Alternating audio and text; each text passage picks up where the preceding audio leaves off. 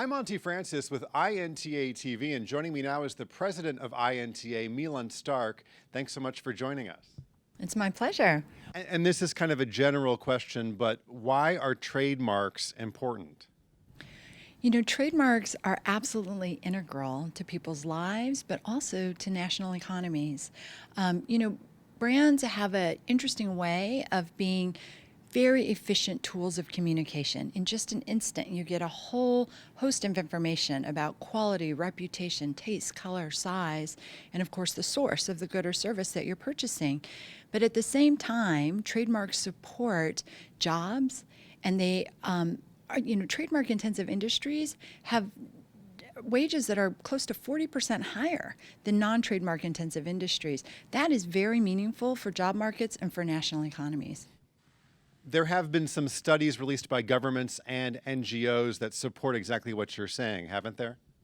Yeah, there are two studies specifically that we've seen in recent years. One was done in the European Union and one was done in the United States.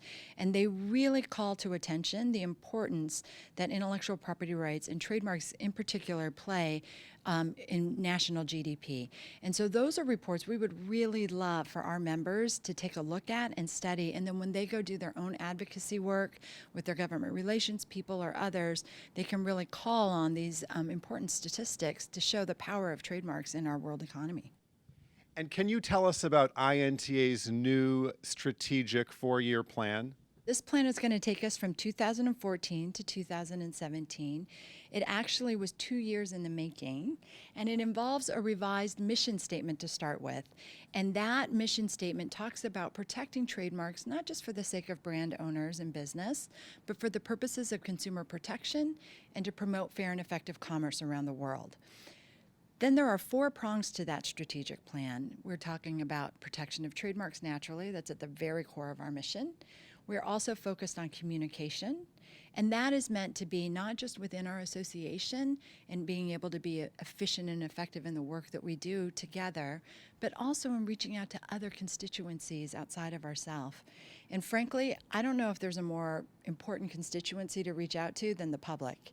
It is really time for this community to capture the public's imagination about the power of trademarks and the value that they present to people individually in their personal lives, but also economically. Now, you have appointed 3 new task forces this year. Why did you do that, and what do you hope to accomplish? Yeah, I'm really excited about these task forces, actually. We have one that's on brands and innovation. I kind of feel like the technology and patent sector has done a great job about showing how they impact innovation. And we maybe have not done as well in that world. So we've put together this task force to show the nexuses between brands and innovation. I mean, if you look at the changes in the world, like the internet, the advent of social media, online commerce, those have had phenomenal impact on brands and trademarks. And just as innovation impacts brands have the ability to spur innovation and to help innovations take hold in the marketplace.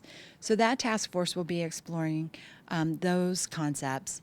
The second task force that we have is called Building Bridges, and that's part of our communications angle and becoming more global. We are excellent within the intellectual property community at talking to ourselves about what matters to us, but we need to reach out to other groups. As I was saying before, trademarks have an incredible impact on national economies, on job markets, and it's important for us to reach out to folks like trade unions, to health and safety organizations, to marketing associations. We will not find alignment on all our issues. That's just not possible. But there will be points of commonality, and if we can come together on those issues, we can speak with a more powerful, broader voice. The last task force is about committee structure and participation, and that's about really looking at our own structure of over 250 committees and making sure we're aligned as well as we can be with our strategic plan. 1, be effective in reaching our objectives, continuing to refine our vision at all times, but also making sure that our members are having really robust and rewarding experiences. So these task forces will work through this year, and they'll all be presenting their kind of final reports to the board next March. Mei-lan Stark, thank you so much for joining us. Thank you, Monty.